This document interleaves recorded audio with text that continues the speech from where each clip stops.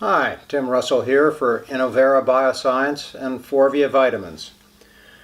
Earlier this year, the American College of Gastroenterology revised its recommended guidelines for vaccinations for people who have IBD. So today I want to take the opportunity to talk about some of those new updates. But before getting into the specifics of the guidelines, you should be aware of three things. Number one, as a group, people with IBD are not always up to date with their immunizations, especially for flu. Number two, having IBD means getting a more severe or serious case of the flu or some other disease you could have avoided by vaccination. If you're being treated with immunosuppressive drugs, the risk of severity is much greater. Number three, your gastroenterologist may not be focused on immunizations, partly because immunizations are generally considered the province of the family physician or primary care physician. So if you're up to date with your shots, good on you. But if not, be your own advocate. Be sure you're current on all recommended immunizations. Now, what's different about the new guidelines? Well, the biggest change is that the new guidelines recommend non-live virus vaccines for all IBD patients. Formerly, the recommendation was for individuals being treated with immunosuppressive drugs like Remicade or Humira to avoid live virus.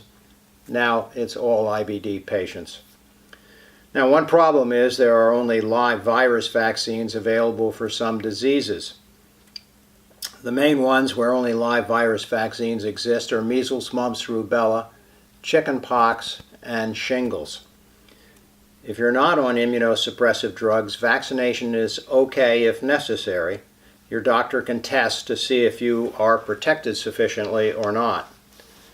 But if you're already being treated with immunosuppressive drugs, measles, mumps, rubella vaccine should not be given, while vaccines against chickenpox and shingles may be given if necessary, depending on what drugs you're on and an evaluation of the risk. The new guidelines continue to recommend getting up to date on vaccines before beginning with any immune suppressing drugs. It's also recommended that close contacts be immunized too. While not in the guidelines, it seems like a good idea for close contacts of people with IBD to be current on their immunizations as well, whether the person with IBD is on immunosuppressive drugs or not. That reduces the chances of contacts getting sick themselves and exposing the person with IBD to wild virus. Now finally, August is National Immunization Action Month, so beat the rush and get caught up on your shots now. Thanks for watching.